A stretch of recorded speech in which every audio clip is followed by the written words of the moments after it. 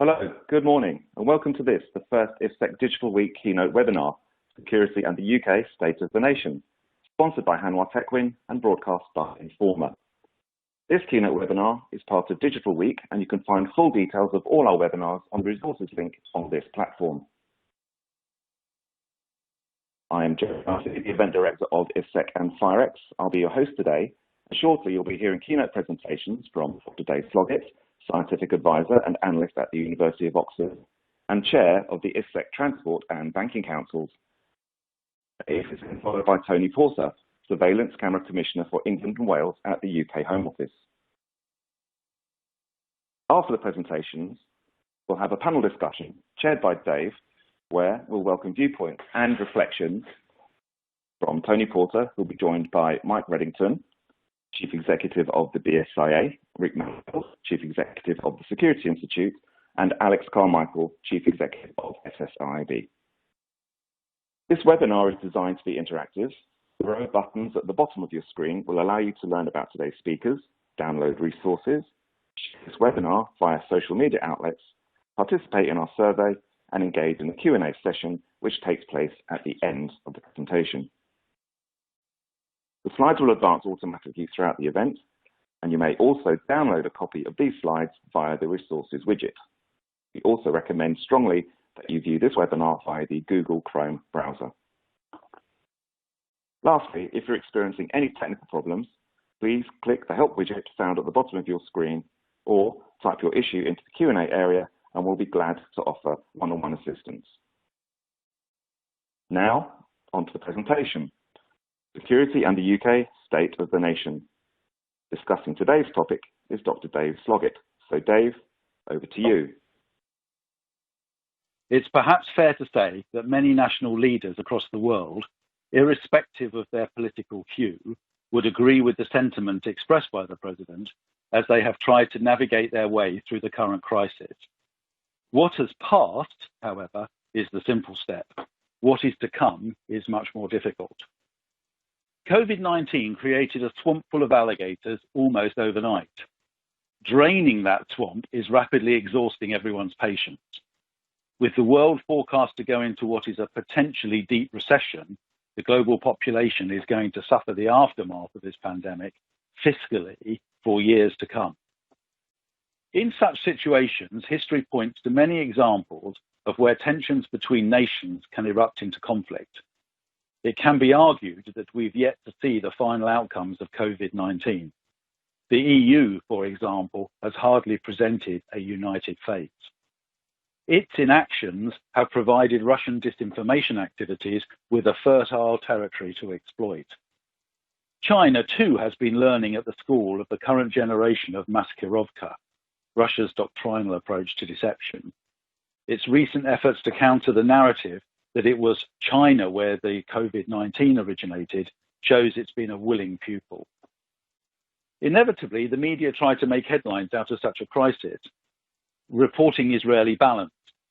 Political allegiances quickly surface. This crisis has seen so many so-called journalists trying to stage manage their gotcha moments, trying to gain or increase their personal status by putting the spotlight on some equally inept politician.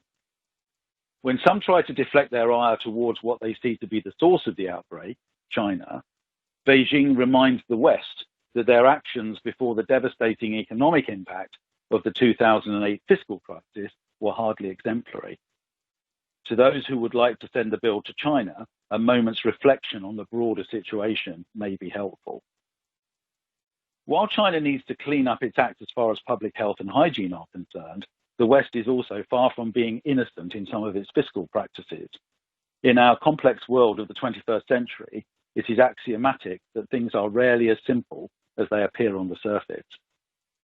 This is where journalists should excel, bringing out to the people these complex undertones. An increasingly rare brand of journalist is able to do this with skill. Lise Doucette, Jane Corbin, and Peter Taylor from the BBC are three distinct exceptions to this rule. All are forensic in their analysis, work on the ground in hostile countries, and are not outwardly driven by ideology. They seek the truth.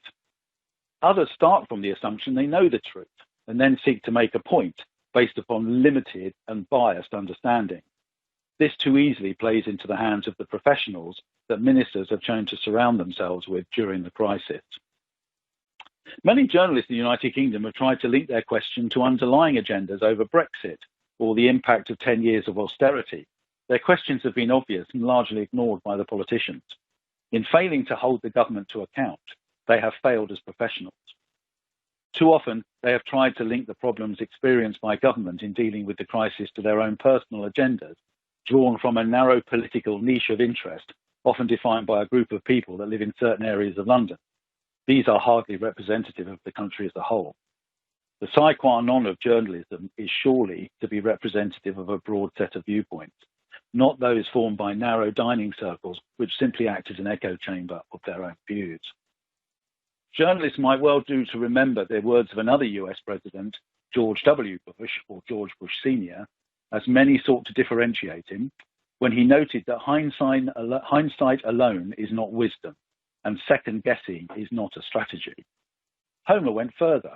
The author of two of Greek literature's most famous poems, the Iliad and the Odyssey, once remarked, "After the event, even a fool is wise." By restricting the breadth of their analysis, journalists will emerge from the crisis severely weakened, and their credibility, as far as it went post the Levinson inquiry, further tainted. That is a situation that is not good for the security of the country. What is needed is journalists like Doucette, Corbyn and Taylor to do their homework.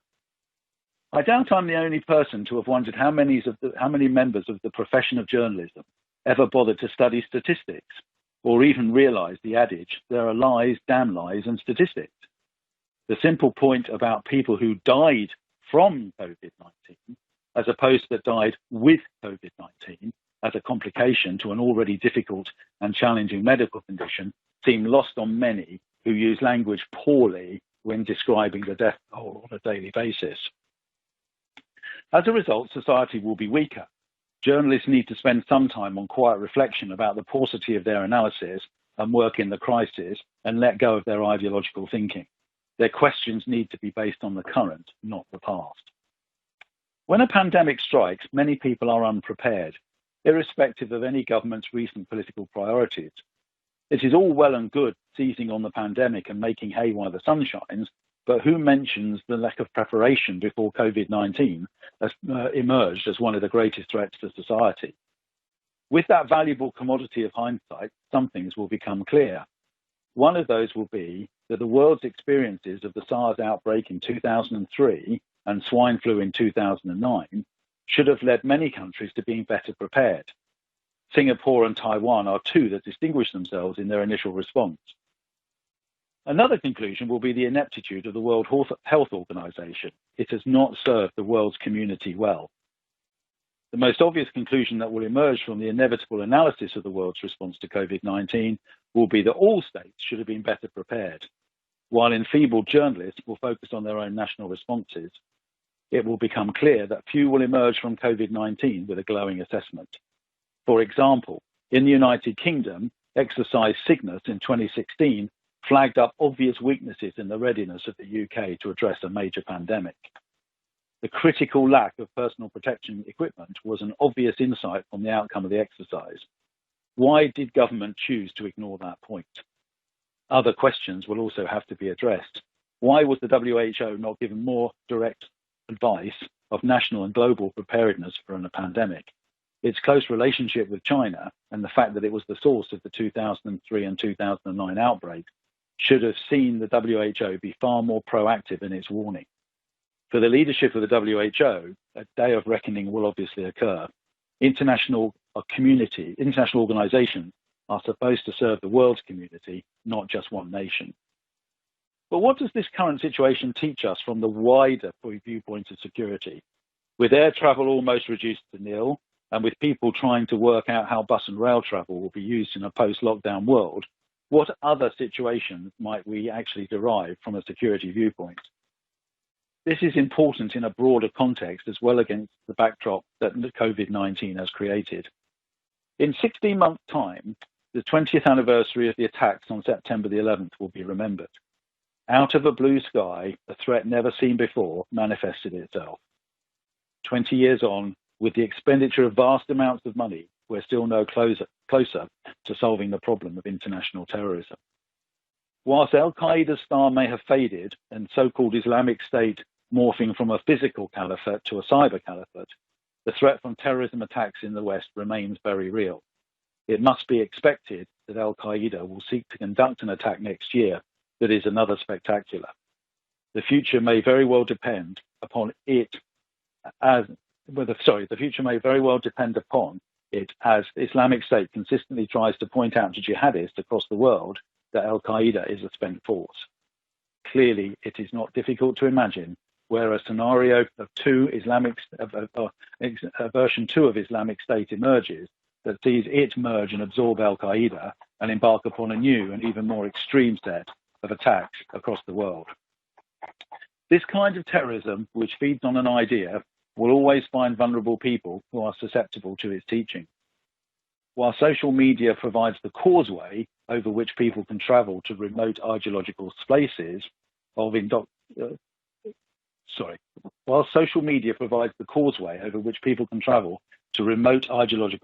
of indoctrination, terrorism will continue.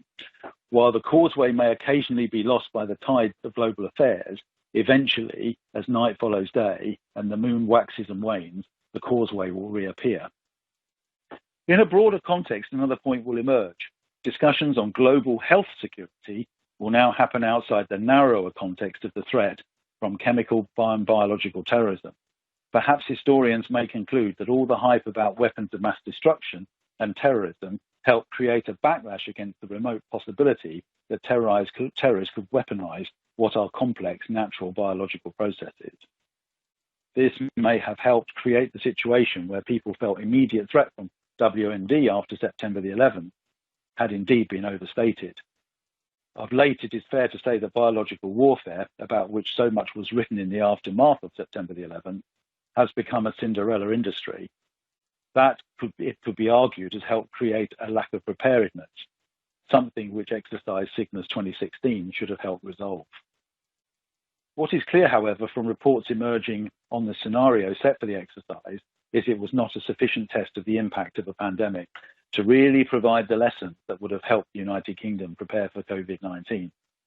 I have said this before many times. Until exercises are set with sufficient level of detail to really address a scenario, they are pointless. Those who write exercises that are superficial are not doing themselves or their service any favours. In time, the lack of planning and thought will be revealed for all to see. That is when everyone involved gets embarrassed or hides behind the language that suggests what was done is all that could be afforded. Today, with the impact of COVID-19 so clear to everyone, that argument will carry little weight. It is a clear lesson that has to be learned.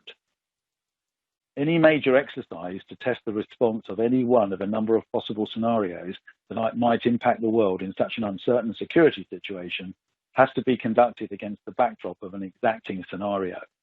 Authors of exercises should not set out to allow people participating to pass the exam question. In this instance, the famous quote of the flight director of Apollo 13, when confronted by the possible loss of the crew in the spacecraft, said in a determined voice, and I quote, "Failure is not an option," unquote. Reverse the sense of what Gene Kranz said and take the lesson in that exercises conducted by the emergency service, failure is and should be an option. That way, serious lessons can be meaningful. Looking back over 20 years, other things conspired to create the condition where a pandemic was going to be difficult. Events in Iraq led people to take their eye off the ball. It is fair to say that populations became weary with the statements of those who suggested a WMD attack was imminent, when it's so obvious that much of the case had been the subject of hyperbole. In such a situation, it's not difficult to politicians to imagine parking the risk from a pandemic. If the risk from terrorism was not feared, why worry about a pandemic? However, the fact that a pandemic could arise from someone's specific culinary taste for bats should not have been a surprise. Someone should have been explaining that to political leaders across the world, whoever mentioned pandemics at summits before the COVID-19. The problem is that many potentially more virulent diseases exist in the animal kingdom that could have even more devastating effects on global society than COVID-19. In the United Kingdom, the National Risk Register rightly identifies the pandemic as a major issue. It's just few bothered to think until the arrival of COVID-19 on its implications. From now on, the risks of the next pandemic, for there will be another one, need to stay in focus for political leaders from both the national level and through agencies like the United Nations on an international platform.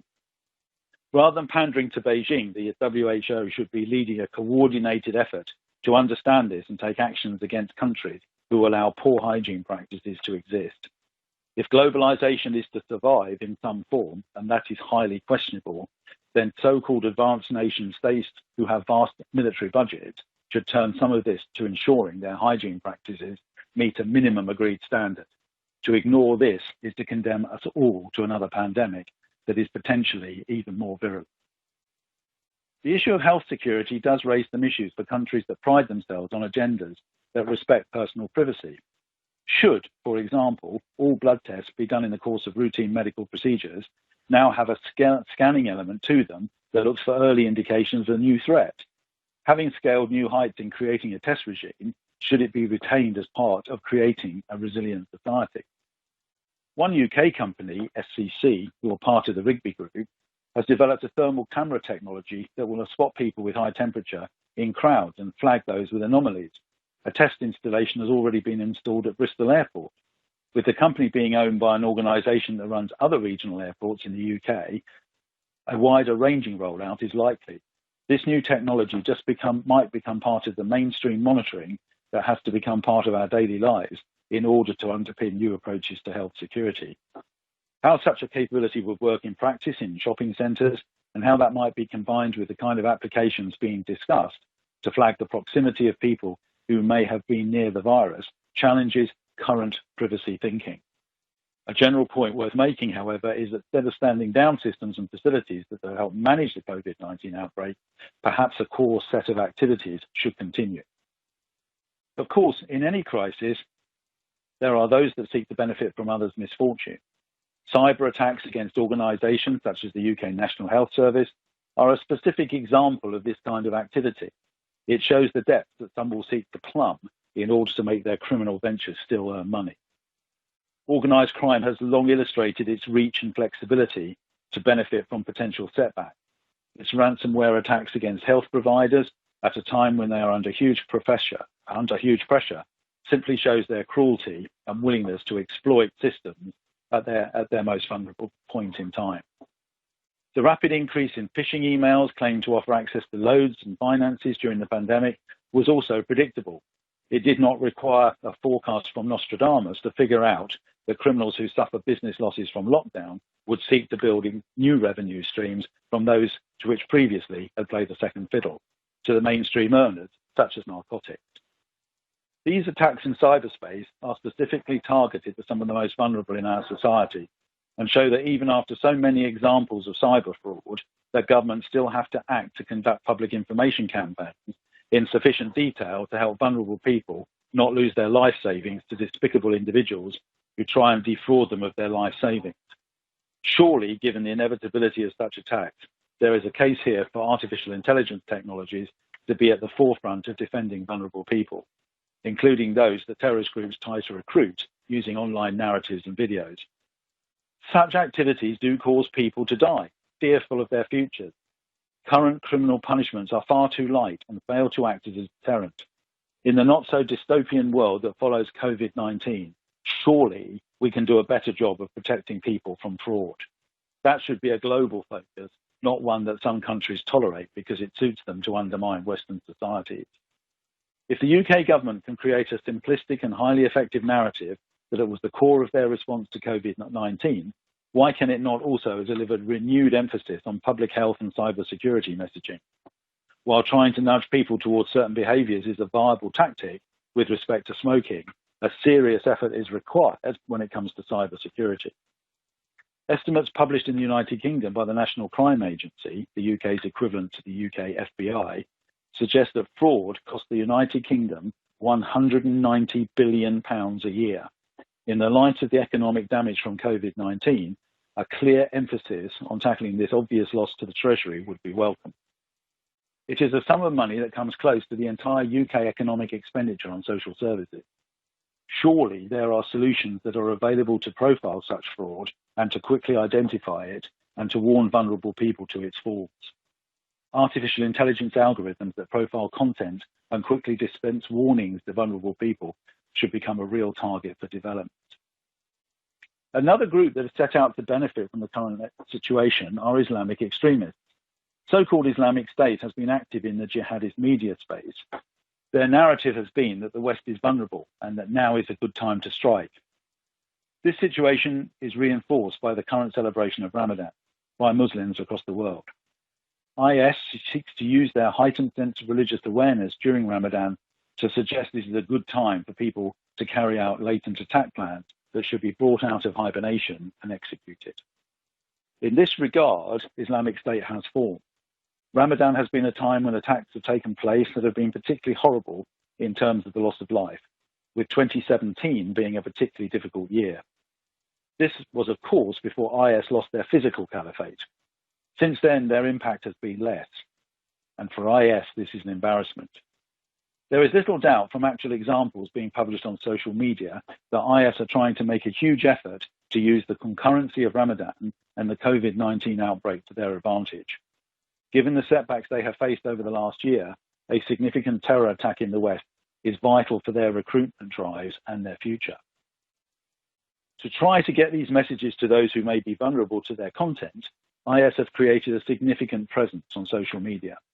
Despite encouragement by many government social media companies, have limited success in reducing the jihadist cyber footprint.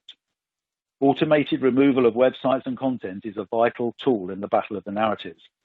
The social media outlet Telegram is reported to be closing down 2,000 websites a day to try and control the spread of the jihadist narrative. Yet somehow the messaging survives. One sign of continued resilience in the delivery of this narrative in the way in which IS continues to place messages on new social media platforms.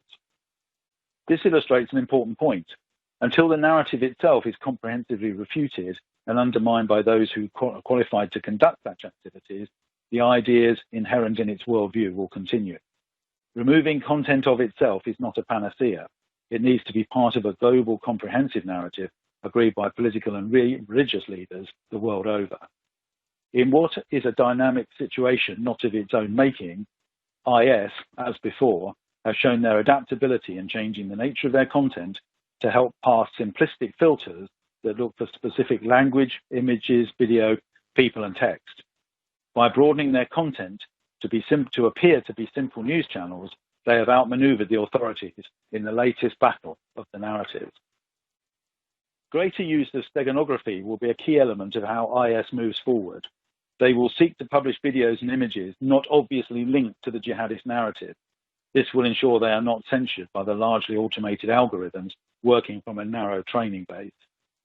This will enable them to remain unchallenged on social media for long enough for their buried content to reach vulnerable people.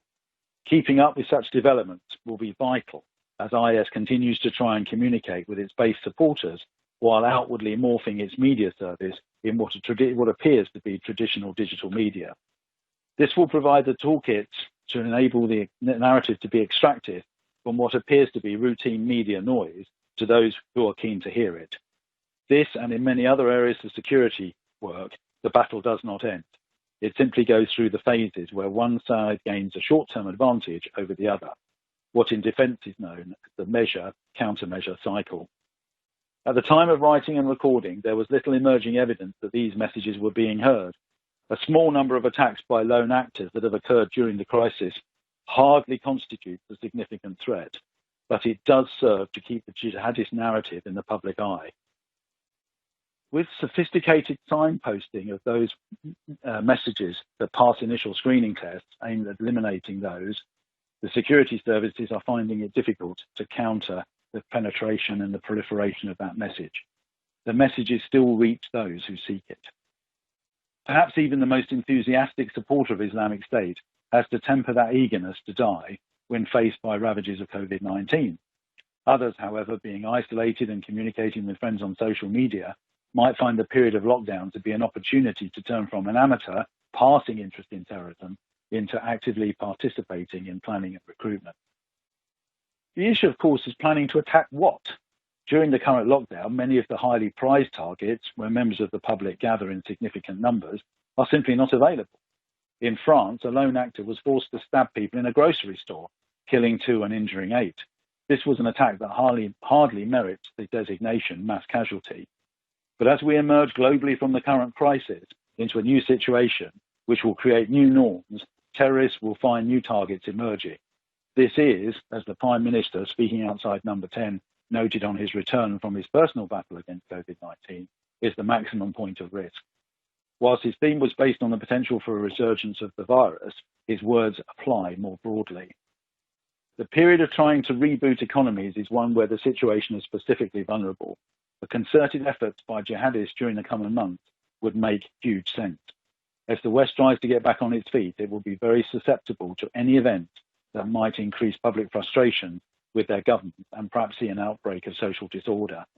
The only risk the jihadists will run is the potential for people of an extreme right-wing persuasion to use the opportunity to attack symbols of the Muslim faith. This has the potential to create a cycle of violence. Preventing that outcome is the task of the security services and their ability to collect intelligence. However, this is not a simple task. Tracking individuals in a landscape where members of the service can hide among crowds of people is simply not available. Even basic counter-surveillance training will allow a potential terrorist to spot a tail. As people selling drugs on the streets of UK have found out, that lack of background noise of people makes their pattern of life stand out so very clearly. They can no longer operate in the shadows. This inevitably leads to the use of more technology and the risk of society becoming more dependent on electronic surveillance. While those minded to complain about the freedom of liberties will no doubt have their moment in the media, the rest of us should remember that we need to operate in a grey zone between the kind of heavy societal monitoring practiced by some countries and those that value individual freedoms and human rights. It is axiomatic that to prevent terrorism, we need to intelligence, and to collect it and use it depends on our judicious use of technology. But even this has its challenges. Former head of the FBI between September 1993 and June 2001, Louis J. Freeh, once noticed that collecting intelligence is like trying to drink from a fire hydrant. You know, in hindsight, it's great. The problem is there are a million dots at the time. His words, spoken before September the 11th, were to prove all too prescient. My own take on this problem is often to quote the idea of doing a jigsaw puzzle without the front cover.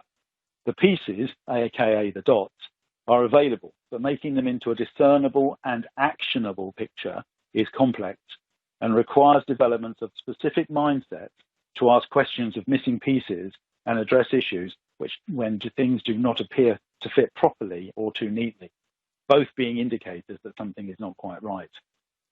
One nuance on this story, for which I am grateful to one of the UK Fire and Rescue Services members pointing out in a past lecture, is the idea that the puzzle you're trying to do came from a charity shop.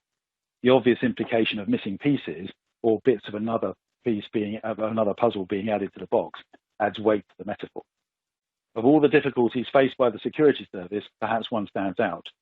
Spotting the lone actor before they conduct an attack is difficult. Spotting aberrant behavior is crucial.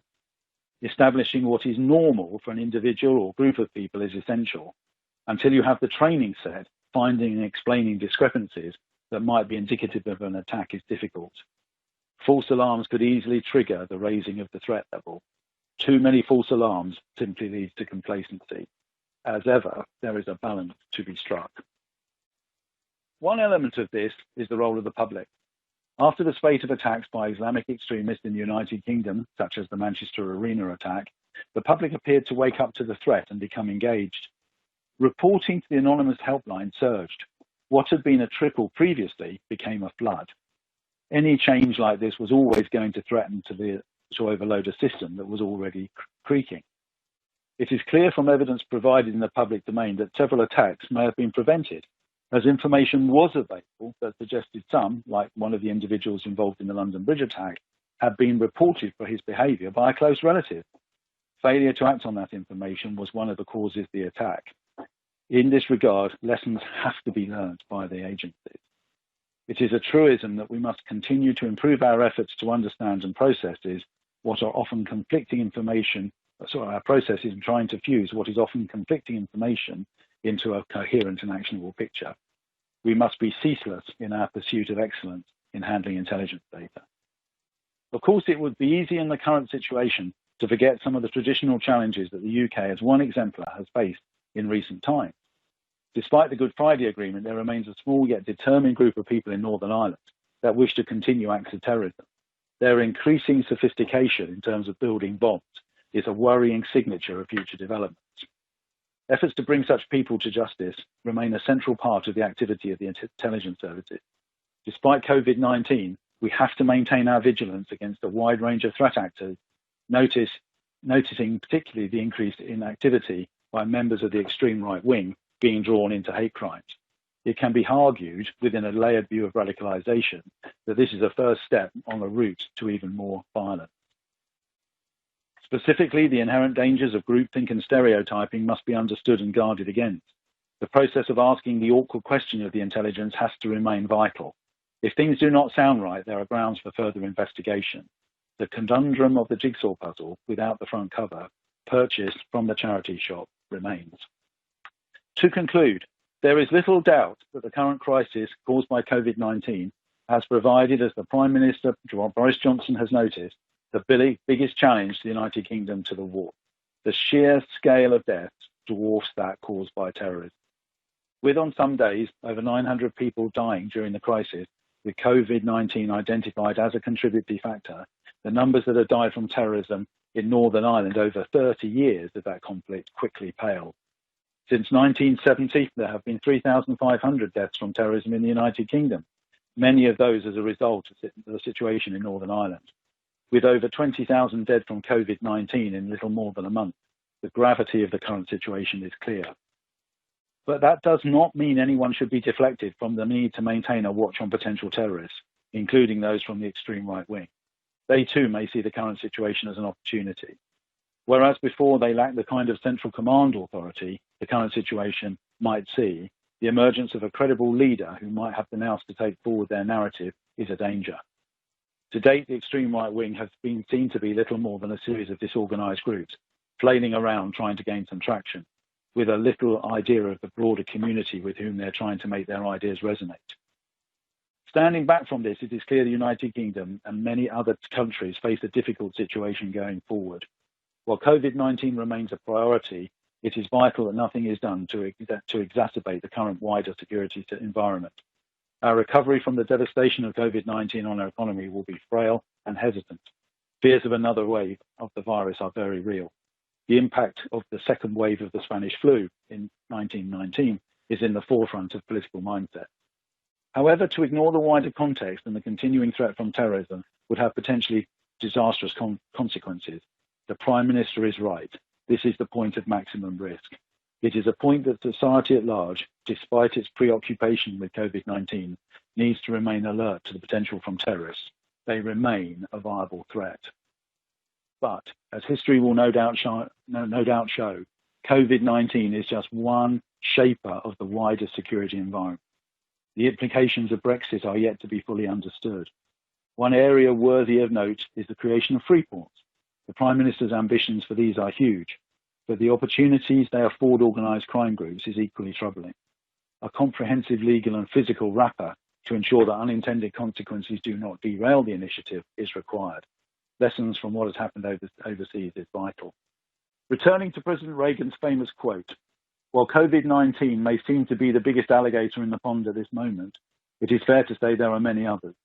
No matter how COVID-19 passes into history, organised crime groups and terrorists will remain. They are the older and wiser alligators that we face in society. It is vital in the midst of the current crisis we do not forget their enduring ability to cause harm to. Hello. I hope that everybody's keeping well in these troubled times.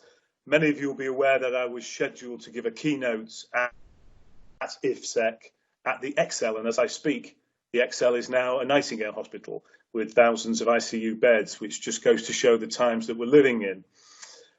But there is glimmers of good news, and I'm find out today that actually the Nightingale is going to be mothballed. And also, I think the good news is that IFSEC have taken a real significant initiative, in my view, to drive forward with at least a virtual conference, because my view is that not just this country, but the world needs the innovation, the expertise, and the drive that industry has to pick it up and drive it forward. So full marks to IFSEC for this initiative. In relation to myself as Surveillance Camera Commissioner, this may or may not, in fact, be my last public appearance. I still await from the Home Office indication as to the next steps. I am, of course, intervening in a Court of Appeal in the end of June, so it may well be that I am asked to extend a little bit longer, but we will see. But I am quite happy to sit here in front of you as, if you like, a hologram, a virtual form of Tony Porter, also sporting for the first time my DIY haircut. I'm sure many of you will have sympathy with that. But without much more ado, I was appointed Surveillance Camera Commissioner 6 years ago, and I was appointed by the Home Secretary under the Protection and Freedoms Act, and the idea of my role was to ensure that surveillance cameras were seen by societies there to support them and not spy on them. And I thought it would be helpful just to touch on what I saw 6 years ago when I walked into this very challenging role. A lot of video surveillance systems were analog. A lot of those systems, certainly those paid and purchased, employed by police and local authorities, were actually dying, the use and the value of which wasn't particularly well seen. In fact, I seem to recall 6 years ago, most of the networks were called CCTV, which seems oh so 20th century as I speak to you today. I remember being exposed to live facial recognition technology coming from China that frankly didn't work. And I was wondering to myself, how aspirational is that? I was assured by the scientists that actually this was going to be a thing of the future. And indeed, it is. I saw funding stopping. And I actually thought, well, what is my role all about? And in those 6 years, I've seen an amazing turnaround. I've seen the use of drones commonplace in policing, local authorities, libraries, universities, hospitals. I've seen interconnected devices which changed the very nature of surveillance. Nearly every police officer carries a body-worn camera. I'm currently at court, as I've said, giving evidence in relation to the use of live facial recognition, which is surely going to be a common denominator as we move forward over the next year or two. New AI-enabled technology, gate technology, voice sync technology, sensor technology, all linked to surveillance cameras, all of which form part of your business, all of which will inform and shape society as we move forward. And what sort of society do we want to see? And again, part of my role has not just been combining that massive shift of technology, which has moved from 0 to 60 in a flash. It's actually also been endeavouring to work alongside civil liberty groups, courts, the media, to explain what surveillance is and what it looks like, and to provide the reassurance to the public that they are in fact not being spied upon and we do not live in an Orwellian society. So you can start to see the challenges that I've faced, and I have to say it's been a thoroughly enjoyable role and I've loved every minute of it, not least because of the people such as yourselves that have made it so much fun and entertaining. The challenges have been fantastic. So what am I going to talk about today? I think it'd be helpful to talk about those issues I see as achievements for my office. And I say my office because it isn't myself. My office comprises the people I work with and you, many of you who work with me on initiatives. The challenges and probably some of the failures that I see that have emerged, and I will own those failures. They're not something I would distribute. I'd like to talk about the video surveillance industry itself and how it's adopted new approaches to standards. I'd like to talk about some new initiatives that we have in the pipeline that will impact on each and every one of you. I am going to talk about COVID-19. I'm going to talk about surveillance in the COVID-19 age and what it means for businesses and entrepreneurs, regulators and policymakers. I think it's really important. And then finally, probably just touch on what the future of regulation looks like, because I equally think that is as important for everybody here as it is for society. So it's a bit of a packed agenda, so I'm going to move forward at some degree of pace. Let's talk on achievements first. When I came into this role, I saw a fractured industry that comprises manufacturers, the inspectors, operators, integrators, service providers. Now, whilst I'd say the industry was fractured, there was an overwhelming sense that people within nearly every element of that industry wanted to work and make it better.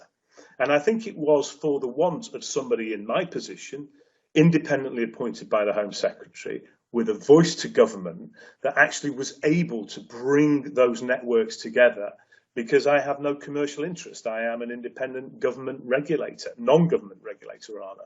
So that has been very helpful for me, and I think it has energized this community immeasurably.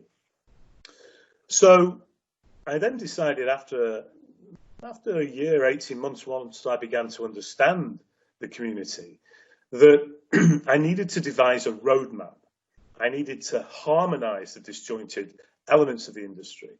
And I did that by establishing the National Surveillance Camera Strategy in March 2017. And many of you will, if not all of you, will have heard about it. I've many times been asked why I did that. And I was a big fan of the Eagles, and Glenn Fry, RIP Glenn Fry, was a hero of mine. And I heard him in an interview when he was asked why the Eagles rejoined together. And he said, well, because great things happen when people get together. And that was the lightning rod, the genesis for me to think, actually, I need to get this whole infrastructure together and chat. And that's what we did. And 6 months later, after a lot of hard work, we developed the strategy. It achieved government support from civil liberty groups, support from the industry, support from politicians of all colour and hue. And actually, it started to energise and make things better for the industry and the public itself. So what does it look like? There's 10 strands. I'm going to touch on each of them, but not go into massive detail. I will always start with civil engagement, because surveillance impinges on civil liberties more and more as technology gets better, more invasive, cheaper, more powerful. So I've started debates. I've started question times with national politicians, televised. I've had a surveillance camera day, which we held at the last year's IFSEC, debates with MPs, seminars, national conferences, and even debates such as this I'm having with you today. And that's been really helpful because it's given the surveillance community a voice. But please, in your industry, remember where you can, engage, engage, engage. Transparency and openness are the watchword. People think, well, it's surveillance, it's hidden. The new surveillance is not. What else have we done? Well, I pulled together a surveillance strand, and now it's a big shout out for that stand itself and for the work that they've done. We've created a spectrum of certification schemes, some of which I'll talk about. I was very keen to enable the buyer to be able to recognize good surveillance. So we've logoed each certification scheme with the Surveillance Camera Commissioner logo. We have independent monitoring and evaluation, and those schemes have taken off. The first one off the block was for end users, for operators. And we've now got many local authorities, many major police forces, the Metropolitan, Greater Manchester Police, that are using that. And we've also got many in the private sector have, because they recognise providing reassurance to the public is key and important. We've also introduced not certification, but standards for monitoring centres. We've issued things such as a passport to compliance, which is on my gov.uk website, and I do urge you to access it and have a look. And also a buyer's toolkit. Now, I hear all the ears prick up and the hairs on the back of the neck stand up, because you are generally a commercial outfit. And if you're not aware of the Buyer's Toolkit, I urge you to take cognizance and access my website and see it. It's dynamic and it's changing, but it points the buyer to good practice, good standards and branding. And more people are turning to that and making purchasing procurement decisions based on that. So I do urge you to take cognizance of it and take on board many of these innovations. More in a little bit on standards when I want to touch on a couple of specific issues. That was the second strand of the national strategy. Moving on, voluntary adopters. This isn't just about police and law enforcement, local authorities. We've had many organisations such as universities, NHS, air ambulance, casinos that have taken certification to demonstrate to the public that they're right on. They understand surveillance and they understand civil liberties and the needs and the requirements and good practice. And we've got more that are emerging. We've got some very high caliber brands, Marks and Spencer's, Oxford University, that have also come on. We're having engagement with the Church of England and major fast food retail outfits that are coming on board because a lot of technology will be using facial recognition, automatic number plate recognition, and they want to demonstrate they're at the top of the game. That's voluntary adopter. If you happen to be from that sector, access my website. You too can gain independent third-party certification at very, very, very reasonable costs. The whole process has been designed around minimum costs and maximum impact. Who else does the strategy impact upon? Centre for the Protection of National Infrastructure, the most hardest edge of surveillance in the UK, protecting our most valuable assets, very important. And they work with us and demonstrate the code, they adhere to the code. And actually that is really useful to me because it aligns ourselves with best practice in one of the hardest to convince organisations or infrastructures that security is the best and they achieve the best. So that is a very big feather in our cap and indeed I think their cap. Regulation is a really important issue. One of the things I've had a great deal of sympathy with you in your world trying to engage in the commercial aspects is understanding the overlaps between myself, the Information Commissioner, the Biometric Commissioner, the Invested Powers Commissioner. All of us have a finger in the pie. But what I will say is the code of practice I oversee encapsulates all of that and signposts. So if you don't own the Surveillance Camera Code of Practice, I urge you to do that. And those of you in the commercial sector as well, get your people to take it on board and understand how they need to work with prospective buyers to make sure that they too understand compliance.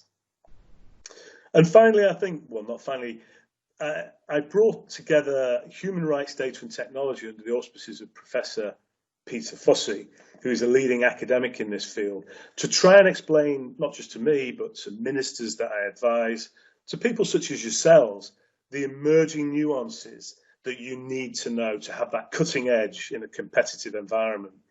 And more you will see these details being put on my website and providing advice and guidance to you. So that's the Surveillance Camera Commissioner.gov.uk. So finally, I touched on the court case I'm giving evidence at. And in the High Court, I was thrilled to see the Divisional Court describe the Code of Practice and my role as providing a full system approach to surveillance.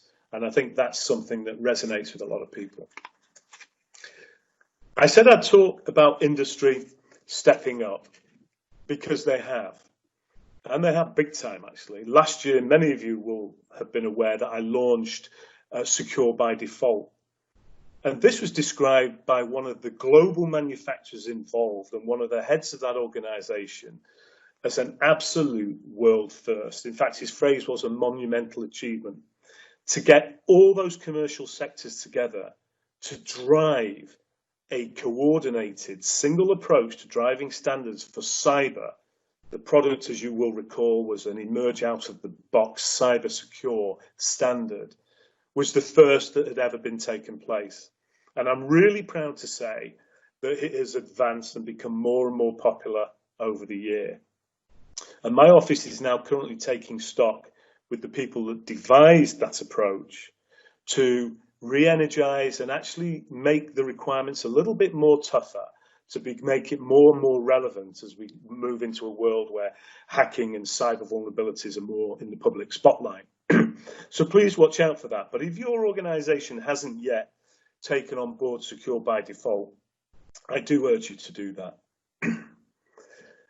Secure by Default is branded, as is the original certification scheme I talked about that end operators use. It has the surveillance camera logo, and the buyer's toolkit reflects that. Today I was going to announce in public a new certification scheme that is for service providers of certification. That's installers, integrators, end users, designers, etc., etc. Because of the COVID-19, I've decided it would be more impactful just to put a slight break on that. But I am tailing it so that you're aware that it is coming.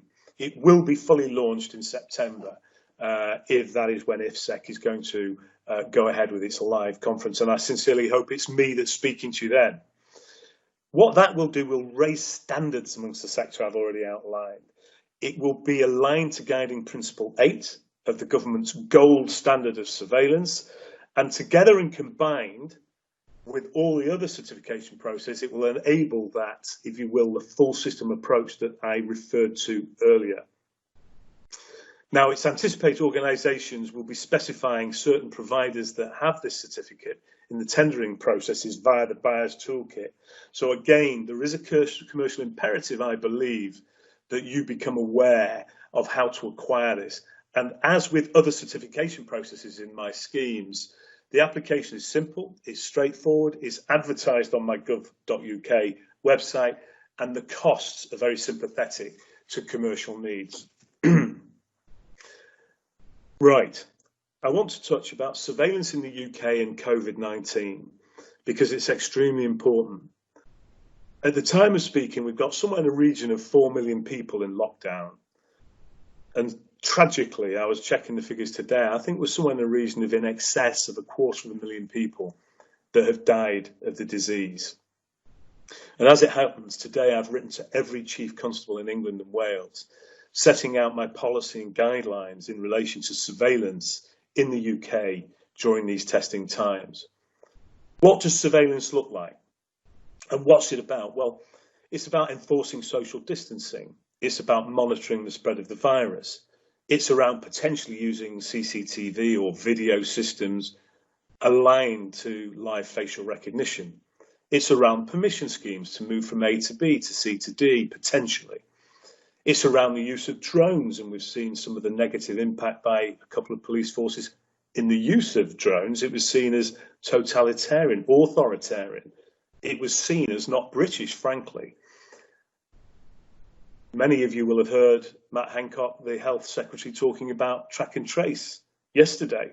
That is a form of surveillance, because we're living in a world of new surveillance. The old surveillance, the hierarchical surveillance, where the state will dominate you, is so yesterday, so 20th century. In fact, it's fair and honest to say, I think, that most private businesses, not most private businesses, but private organisations, some have more powerful surveillance capabilities than actual states do.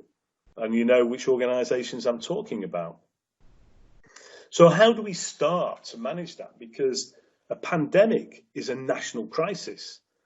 And the arguments from civil libertarians that actually this is a breach of my civil libertarians does seem to hold less weight, given that other people will say, yes, but I have an article right within the Human Rights Act to life, and the government should protect me. And that's the very interesting balance that governments, law enforcement, and others are trying to juggle. But I will say this about surveillance. For it to even get through the gate in terms of legitimacy, it must have clear, proven technical capabilities that it can achieve what it's being deployed to achieve. Because if it can't, it can never meet the legal proportionality checks. Obviously it can't, because nobody knows if it's any good. What else must it do? It mustn't infringe on human rights. So it needs to take all the Charter of Human Rights into consideration, and the balance that is determined by the people seeking to use it must be closely scrutinised. And I often say to police and law enforcement, local authorities rather, make sure your lawyers have a look at it before deploying. And many of you will see the parallels here between the arguments between these new surveillance techniques and those of live facial recognition. Perhaps different surveillance platforms, yes. Perhaps different algorithms with video surveillance systems, yes. But still the same tests, different platforms. And what I would say is endeavour to comply with the Surveillance Camera Code of Practice. It's the government standard, 12 guiding principles. If you go through that and populate the self-assessment tool, you have really done your best to demonstrate the legality. So what is the legality with COVID-19 surveillance? Well, firstly, let me deal with guiding principle 1. You must have a legitimate aim and pressing need. Well, within my code, it actually refers to public health. And could you ever have a more legitimate aim or pressing need than a pandemic that is killing thousands upon thousands? I think not. So I think there's a very powerful argument for new uses of surveillance. But there is no argument whatsoever to ignore the legalities, the codes. And it's not just the Protection of Freedoms Act and the code I oversee, although I do think that's an excellent catch-all for you. But you also have the Common Law, Data Protection Act, the Investigative Powers Act, and something called RIPA, which is the Regulation of Investigative Powers Act. So there is value in considering new surveillance, but as much value in making sure it's legal. But follow the code. There is an ever increasing likelihood that your use of it may be legal. Let me touch on thermal imaging, which has been in the news of late and is actually clearly useful in terms of assessing whether people have high temperatures, which is one of the symptoms of COVID-19. Clearly, to enter a building for workspace monitoring, you can see a rationale for its use. You can understand how consent can be acquired. Indeed, how many office buildings people would want it actively to make sure people were triggered who may have had a temperature that didn't come in. It's much more complex to use that kind of technology against the mass public who you can't get consent from. And why is it more complex? Well, one of the problems is ensuring that it does what it says on the tin, that it does identify those people who have high temperatures, and it's not indiscriminate, and it doesn't have a high failure rate. And citizens going around there every day aren't going to be disproportionately hassled by a camera that had frankly got it wrong. So I go back to what I said earlier about technical capabilities are very important. You do need the tech standards, because many of you will know people could have a temperature for a whole host of reasons other than COVID-19. So is it legitimate and proportionate to have a policy where you stop people? Now, it may be, and it may not be, but the operator must consider that and account for it in policy. So I do hope that's clear to people listening and watching. So I'm now going to swiftly move on to the code I oversee. It's 7 years old. Many of you that have heard me drone on will know that I've been talking to the government regularly about updating this, and I now have a commitment that they will do so. Because there's no point having a code that is becoming aging when it's trying to manage and support people in your industry that are bringing new technology to the fore. But what we don't need is a new code per every new piece of technology. What we do need is a general principle-driven code that's easy to understand so people can comply with it. Because people do not want to comply with legislation. But it is incumbent upon people like me, regulators and policymakers, to make it as clear as possible. And I think we could do more to support you. What does the future of regulation look like? Well, you've already heard me talk about old surveillance and you've heard me talk about new surveillance. Old surveillance is so 20th century, as I've said. New surveillance involves interconnected data, finding more things about people than you would ever have imagined you could have found out about people. Not just that person A goes through an ATM at one point to a takeaway food shop at point B, but as you've already heard, person A may be running a temperature. Person A, we can identify them from their gait alone, the way they walk. They may stop and talk to a friend. Their voice sync technology can trigger in.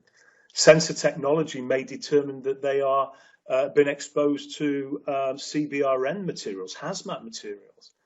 We're living in a world where data interconnectedness is both exciting, but actually urges us as a society to employ more caution, because I'm sure that whilst everybody in the industry is exciting about our technology, we do not want to live in a society that's dystopian, that's Orwellian. But nor am I one of those regulators that screams from the top of the mountains that everything has a chilling effect. I do not. I think technology is massively exciting and could do massive beneficial things to society. But actually, let's not throw the baby out with the bathwater. People do still deserve the right to privacy. So I believe a new paradigm should emerge. I believe that surveillance by the state needs a robust regulator, a regulator that has powers to perhaps stop surveillance, powers to fine, or simply powers to advise on proportionality. Now, that's a step above and beyond where I'm currently operating. I think my role has had immeasurable success in terms of bringing new policies and standards, but I think technologies move so quickly, we need to reconsider that paradigm. And I have advanced an argument that the Invested Powers Commissioner might sit very well in that spot, and I hope that's a debate that takes a little bit more traction. So I think moving forward from that, I also see there's a role for a review of public space surveillance akin to that done by Lord David Anderson, the former terrorism review of legislation, who did an amazing report into covert legislation entitled A Question of Trust. And my argument is that now overt surveillance, facial recognition, algorithms, interconnected data is capable as being as invasive as covert and as hidden, actually. Whilst it's called overt, it's very hard to explain to the public what is going on. So I do think there is a role for that, and that is something else I've advanced. So you'd be relieved to know I'm coming to the end of my presentation.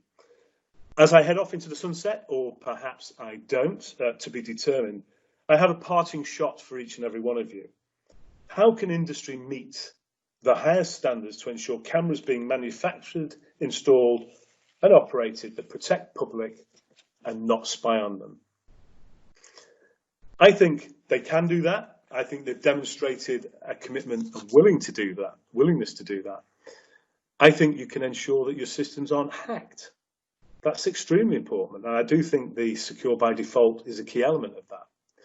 I think the use of the systems and the development of your systems can develop more ethically, engage in ethical bodies, test and sound out your proposals. And when you bring it to the market, you're already a couple of yards ahead of your competitors. We need to ensure robust oversight in the UK of this industry, not just to suppress the advances that you will make, but actually to give you rocket boosters to it. Because with powerful, believable regulation, then you can operate in a space that's clearly understood. Don't use false consent, i.e., well, you can come in here, but if you don't, you're not allowed in here. And if you come in here, you have to sign up to facial recognition. I'm very, very nervous of that form of false consent. And I've heard it called a form of verbal jiu-jitsu, where people have significant deprivation through not advancing in the way they want to, but they have to sign away their freedoms and rights. Just be aware of that. And I think ethicists in the future will start to focus on that a little bit. And I guess don't underestimate the public. Be transparent, open and honest. You've seen what they've been like during the COVID-19 debate. They listen. They're not running to the hills. They treat them like adults. They will behave like adults. So if there is surveillance, let's say there's surveillance. Let's say what it does and why it does. If it's legitimate, it will gain support. So now it's time for my farewell. This could be my public farewell. I've really enjoyed this role. I hope I've advanced it to some extent. I would like to thank all of you, or at least many of you, who have given of your services voluntarily. I guess it would be remiss of me not to point out a couple of key individuals. Alex Carmichael has been a brick running my standards organisation for 6 years. Alex, my heartfelt thanks. You have changed the organisation immeasurable. The likes of Mike Gillespie from Advent, who's led the Cyber Initiative, Gordon Tarman on training, Tony Weeks, who retired from NSI. NSI had been superb, but Tony was a great help in my early days. Buzz Coates at Norbain. The danger in mentioning some people is that I, unfortunately, will have left others out. To those of you I have left out, my heartfelt thanks. I will be sending letters out. And again, thank you for listening to me. I hope you found it useful. I hope it's been relevant. Please keep safe. Hello, everyone. We're back again. Apologies again for the technical issues we had earlier with the presentations.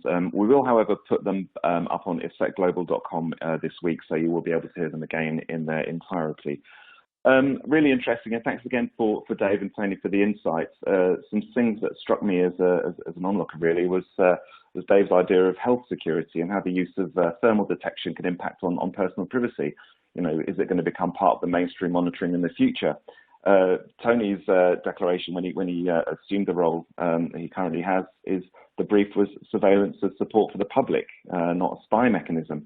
Tony also made reference to the range of interconnected technologies now available, such as AI, body-worn cameras for the police, legal impacts of facial recognition.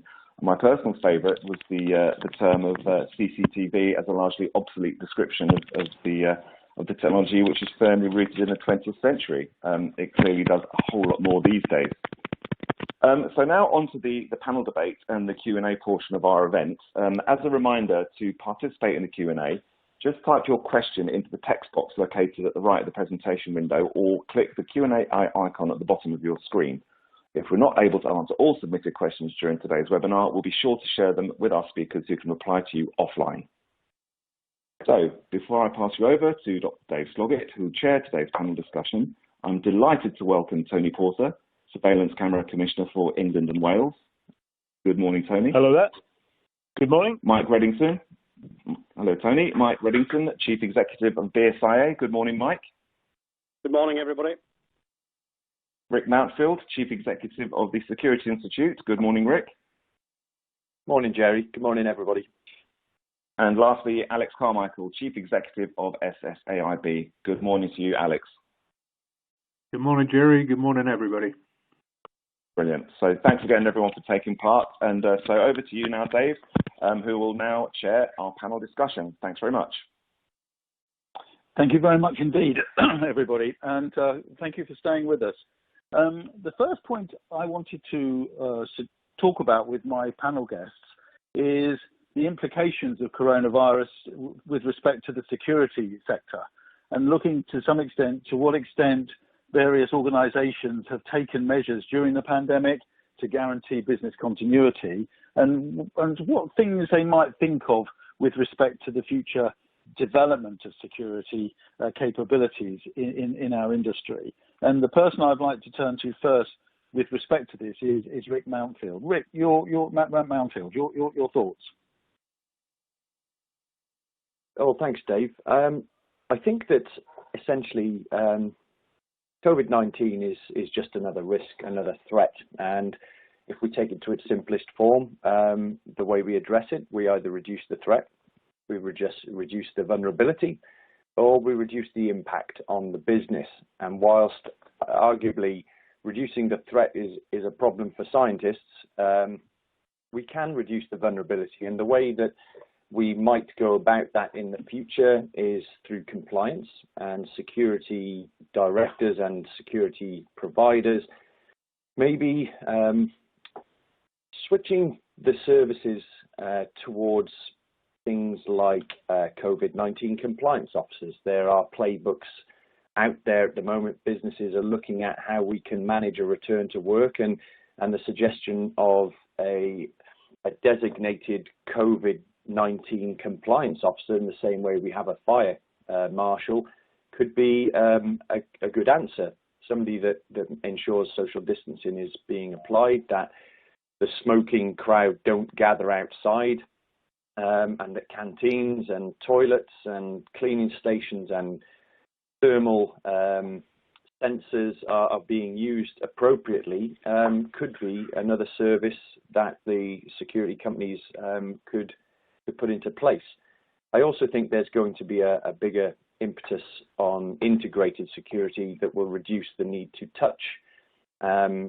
You mentioned, Tony mentioned the drones, and I think that there's a big scope for the use of metadata in the form of video analytics, for instance, in monitoring and managing the issues of social distancing and so on.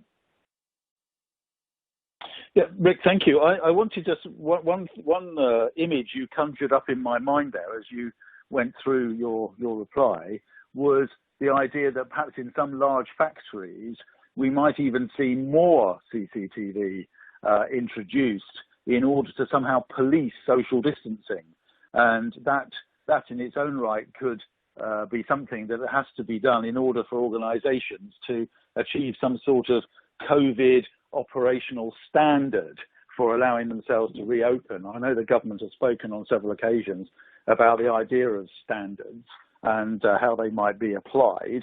It's an interesting insight into whether or not some of the larger factories, which are already, trying their best to get back open again, if whether or not this is an opportunity for a more significant penetration of CCTV cameras and what the reaction to that might be. I wonder, Tony, what do you think about that as a thought? I think it's interesting. In my presentation, I talked about public health being identified right at the top of the surveillance code, where the government recognised it may be requirement to bring in new and innovative methods. And here we have it with the pandemic, where there is a very strong argument for new and innovative methods to keep us safe. So, in principle, I think it is supported by logic and intelligence. Ringing in the back of my mind, though, there's an old adage that difficult cases make bad law, and we have to be very careful we don't throw the baby out with the bathwater.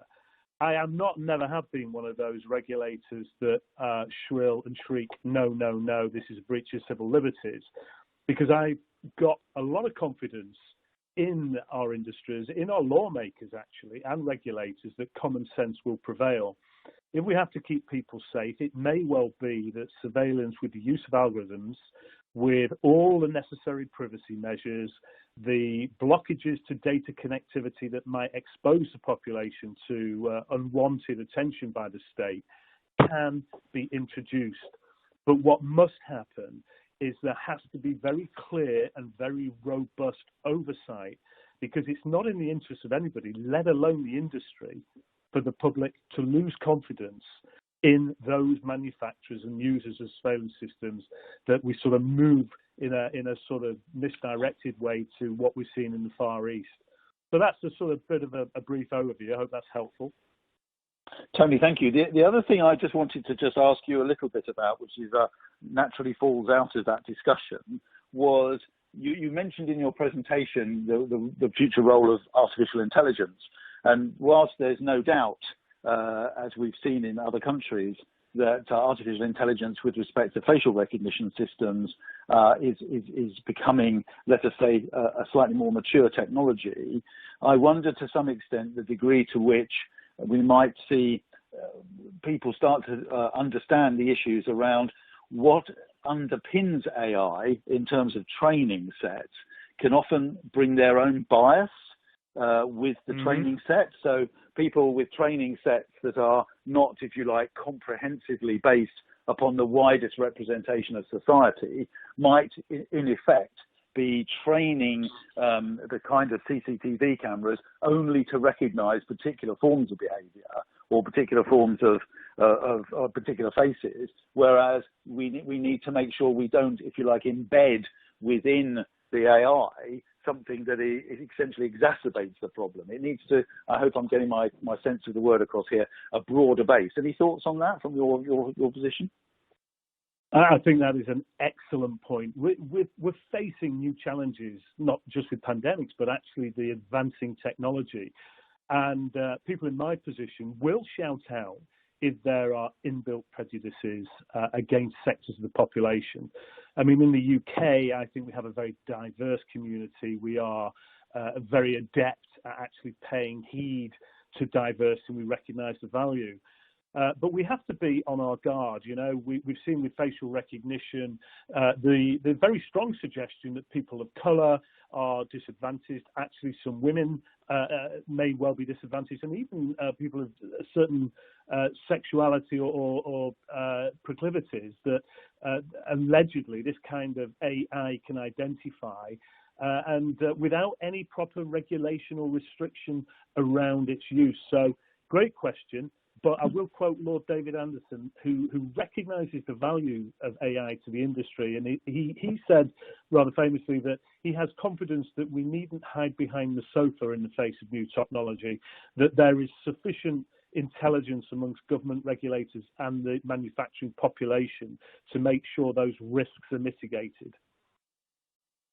Tony, great point, and thank you for that. I was wondering, Alex, from the point of view of a slightly different tack on all of this, the degree to which I feel that the press has, as I sort of hinted at in my presentation, the press has not served us well over the last couple of months. They've been pretty vacuous in their questioning of ministers, etc. I'm wondering, what is often attempts by the press to get their gotcha moment, where they focus on things that go wrong. One of the interesting things is I was walking around the other day on my bit of exercise, and I noticed just how much is actually going well, how much continues to function in our society. I make a habit, for example, of when I walk around, if I see somebody from one of the delivery companies delivering something, I always just walk over to them, and, social distancing respected, and say, "Well done, mate. Thanks very much. You're keeping us all going. Delivering various bits and pieces, be they the food or the fuel, or even removing waste material." I wonder to what extent you feel the security industry has been one of those organisations that essentially has had a good COVID-19, has actually been able to sort of see it through without too many difficulties. And if to some extent, if you might want to argue that might have helped us move a little bit beyond some of the outcomes from the Olympics, where the sort of private sector security industry got a bit of a reputation.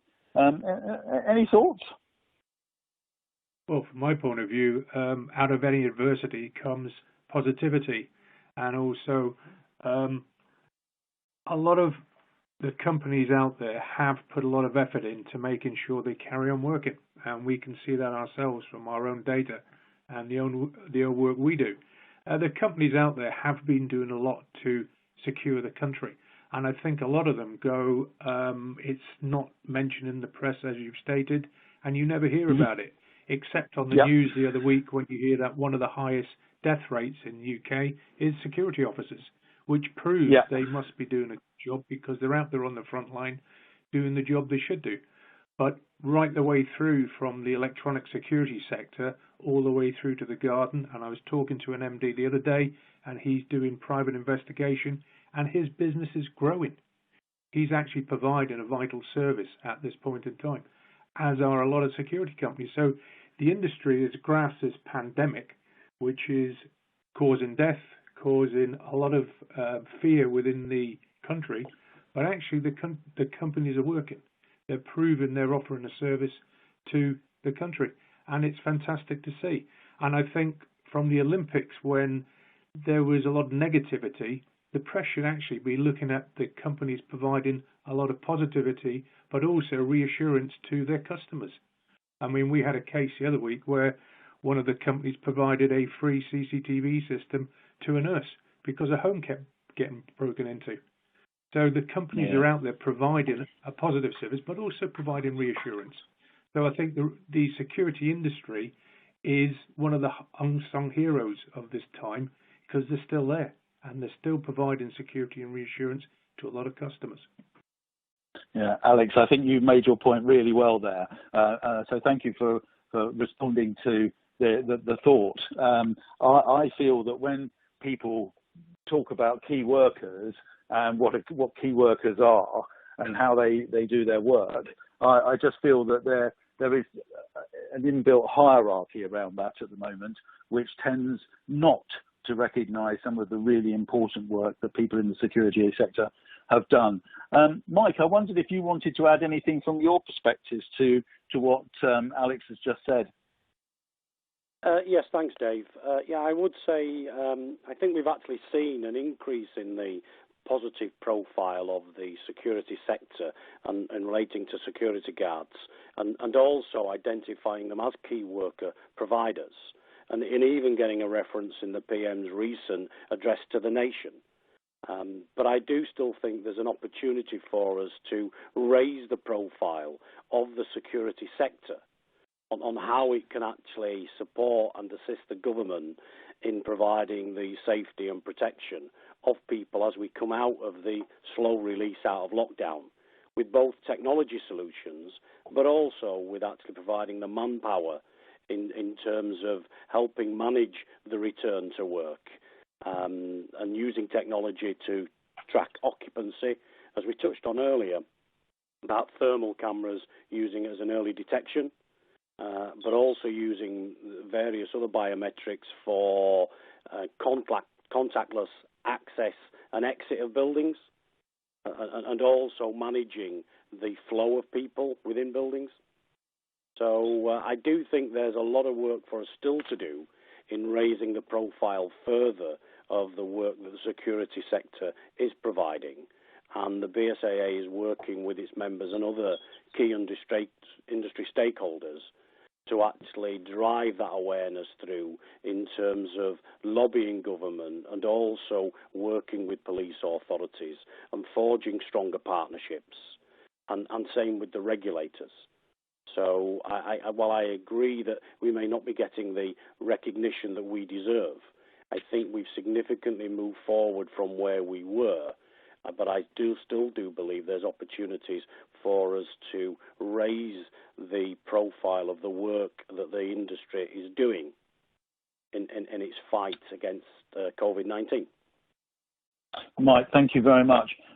Tony, if I may, I would like to just go for a slightly broader topic within the surveillance world, and that's of the role of automatic number plate reading systems, and the idea that obviously we've seen some reporting in the press of how the police have used such capabilities to determine, when we were in the middle of the very sort of rigid part of the lockdown, that people who were venturing out further than perhaps they should have done were going, to the seaside or whatever, as a way of getting away from inside a city or whatever their circumstances may have been. It's an interesting aspect of ANPR because, as you know, I was one of the people involved in the original deployment of it against the IRA in London. And so for me, when ANPR was introduced, and when we built it into Docklands and into the City of London, it had a very distinct role. Over the years, we've seen ANPR move out towards now being able to be used in police cars as they drive along the motorway because of the developments in technology, making links with people's driving licenses, concurrency, and insurance, etc. I wonder if you have any thoughts from your position about the way ANPR has been used through COVID-19, and whether or not ANPR is now, if you like, a part of the national infrastructure and being accepted. Because I know some countries are very nervous about that technology. Just wondered what your reflections might be.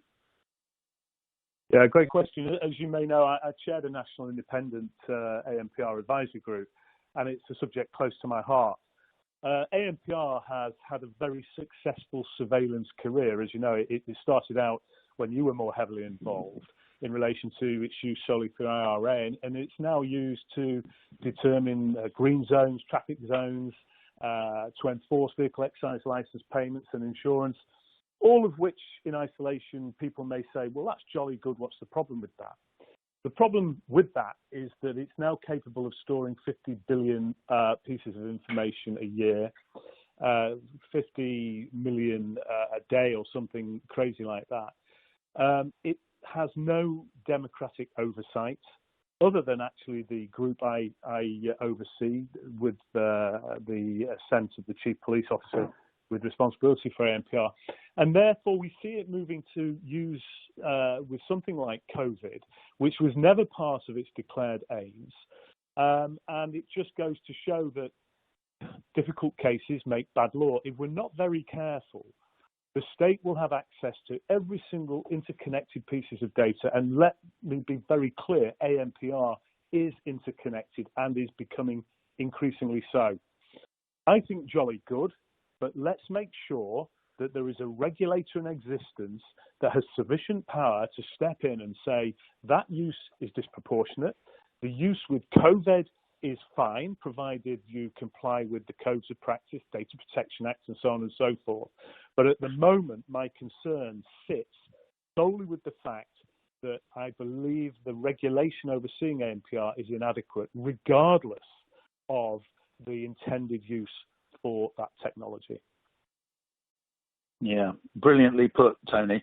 I think it is interesting, because I have been wondering myself if the way ANPR has developed and broadened its base is in danger of becoming so accepted that it might provide the roadmap, if you like, for other forms of technology to be equally rolled out, that creates a situation where we get society becoming ever more subject to surveillance, which in some respects, from the point of view of trying to collect data on pattern of life, on certain subjects of interest, is one thing, and that can be mandated and managed carefully legally, as you know, by appropriate resort to existing legal processes. It's a question of where we draw lines on that with respect to the broader definition of security, with respect to the health of terrorism and the way in which terrorism presents itself. Now, I'm very conscious, Jerry, that we're coming up to 12 o'clock. Jerry, your call. Do we carry on with the discussion for a bit, or shall we finish? Please, yes, please do, Dave. We've got an allowance for a further 15 minutes, so please carry on. I think, Rick, you've got some good points you just want to mention there, so please carry on. Rick, please carry on.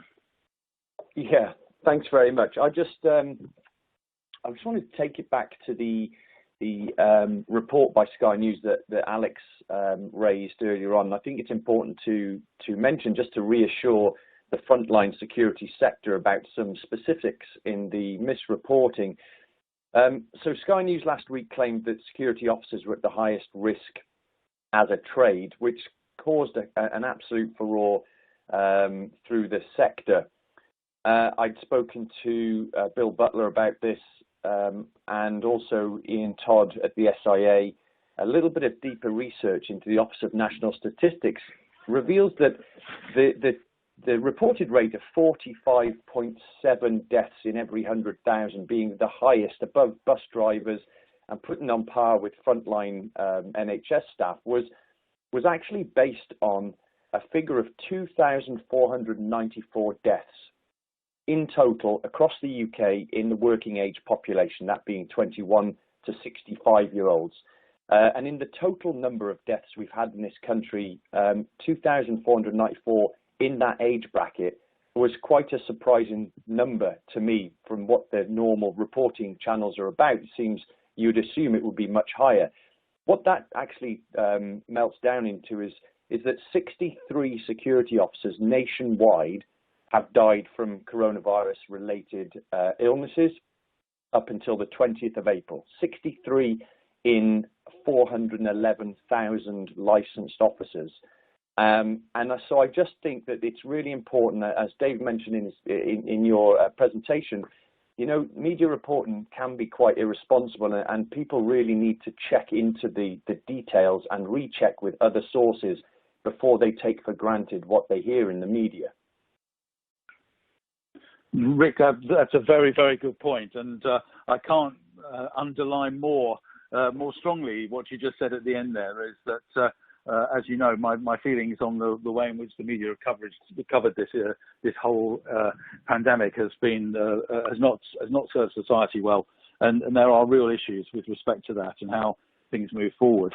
Okay, so guys, I wanted to broaden the question a little bit in terms of the skills gap in the security industry, and the issue of professionalisation of the security sector and creating career structures, because obviously, as Rick, you just beautifully illustrated, that kind of misreporting may well deter some from wanting to enter the profession, maybe thinking it's far too risky in this world now where pandemics can strike at short notice and cause everybody to be put at risk.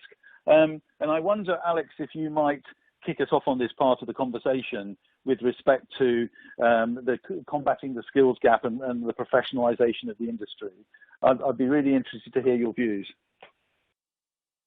Well, I think the first thing to say is that the industry has always suffered from the lack of qualifications, from the frontline staff all the way through. I've been talking to my training manager. He's currently doing remote training, and a lot of the people now are into remote training. But what we need is a proper career structure for the security guards with the qualifications all the way through the masters, to the fire alarm installers, for the security installers, and slowly that is happening. In the electronic security side, you have the Trailblazer and the FES committee, and you've got the start point for level 2 and 3. Hopefully they'll move on to a level 4 and 5 for the qualifications, and I believe the SIA and some of the industry bodies are also working on the qualification side for the security officers and the event stewards, etc. And that's what the industry needs. It needs qualifications. You get qualifications, you can then get the young people from school to get into the industry. Remote training is what's happening now, and this is a good example of how through adversity the industry changes and looks at how it can provide a service in these difficult times. One of the things which will come out of this is, I think, in future, how we can use remote services and a remote way of working more than we've used in the past. But where the qualifications come from, let's get the structures in, let's get the institutes involved, and let's get everybody trained, qualified, and therefore to work in this industry, you have to be qualified to the right level right the way through. I think that is a really important point. And to some extent, Mike, I was also interested from your point of view for comments on this. But if I could ask you also, the whole thing I tried to introduce in my little talk about health security, and where health security is, if you like, now becoming an adjunct to that whole security sector thing, how we build into the professionalisation of the security sector, awareness of health security, and what the issues are associated with it. I wonder, Mike, if you have any thoughts on that. Yeah, thanks, Dave. I do. Just following on from what Alex said, I think it is recognised there's clearly a significant resource and skill shortage in our industry, and estimates are that there's a requirement for an additional 35,000 engineers today in the electronic industry sector. Yet there is less than 1,000 apprentices across the whole of the UK. But right. Skills for Security, which is a wholly owned subsidiary of the BSIA, whose primary focus is on delivering apprenticeship training programme in electronics and fire and security, is focused on developing that training. It's the largest provider in the UK with 180 apprentices. But the industry does need to do more to attract new talent and resources if it's going to support the growth needs of the sector. As Alex also touched on, we're also working on developing an apprenticeship programme for the guarding sector. That's in its early stages because it needs relative government approval in terms of the training programme, but it's something that's been driven forward by Skills and a number of the members of the BSIA. The other thing that the BSIA is also doing is it endorses and promotes the Department Work and Pensions Initiative, a security a career of choice, where it's putting out there and attracting new people into the industry sector so we can actually meet the needs. Because one of the things I would say is that the apprentice of today is the engineer of tomorrow. Yeah. Yeah, good point, Mike. And Rick, from your perspective, and please don't get me wrong here when I say this, I'm always intrigued by the sort of the stereotype of the security guard as being somebody who doesn't require a vast amount of intelligence, let's say, and I'm not being horrid, to actually do the job. It's really routine, it's very simplistic, and if we're trying to recruit new people into the sector and we're trying to professionalize it, it's the degree to which we transform that stereotype into something that's a bit more exciting and a bit more interesting and has got a bit more sort of decision making around it, and possibly even having situations where people who are guarding a site using, for example, CCTV cameras, where and this may show my lack of understanding of that, so I apologise if it's already something that's part of the industry, is when people or when systems that are being surveilled introduce unexpected training packages into the imagery that cause people to think and to have to make some deductions and carry out some activities.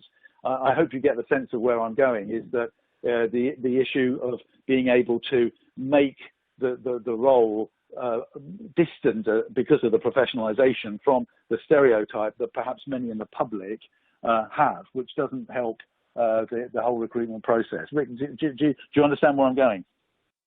Yeah, it's a terrible state. The public don't respect security officers, and security is a broad church, but I've often said that the frontline sector is the shop window for the wider security sector, and our members are everything from cyber penetration testers and engineers and business continuity and security officers are a discipline that I think has been neglected.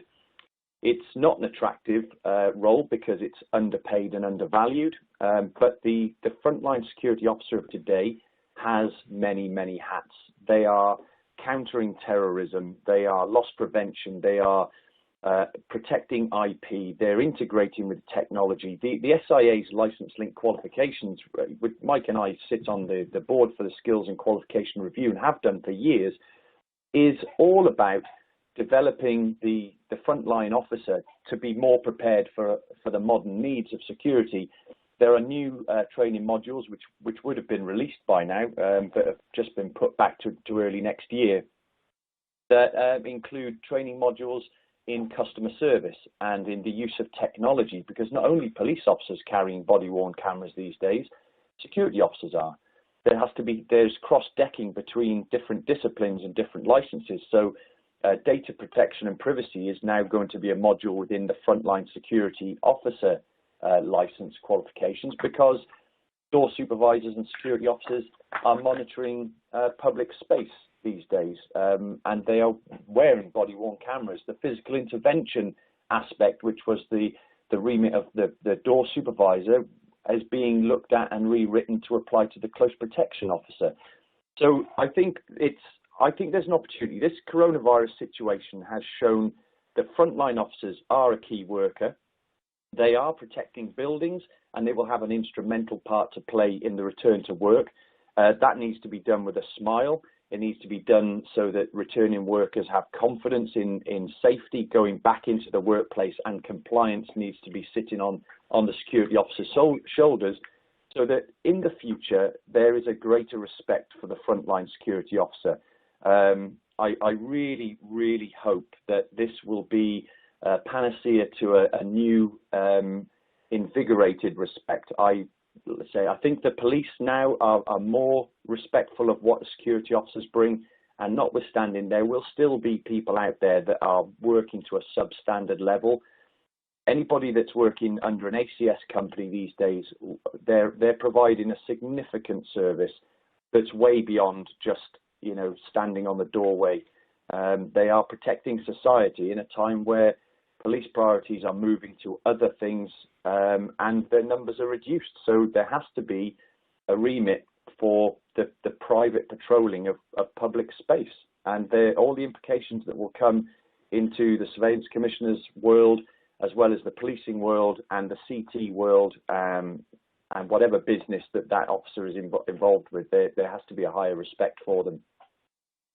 Thank you very much, Rick. That was superb. Thanks, Dave. I'm afraid we've actually run out of our allotted time now, Dave. So okay. Apologies for stepping in. Thank you very much to everybody for taking part. Thank you in particular to Dave and Tony for your presentations. As I said earlier, we will be putting them up on ifsecglobal.com this week so that people can access them in their entirety. And once again, many thanks to Mike, Rick and Alex for your participation. In fact, Mike, when you mentioned training, it actually prompted me to consider the project that we're working on at the moment. So shall I give a brief mention to Training Week, which we're... that would be ideal.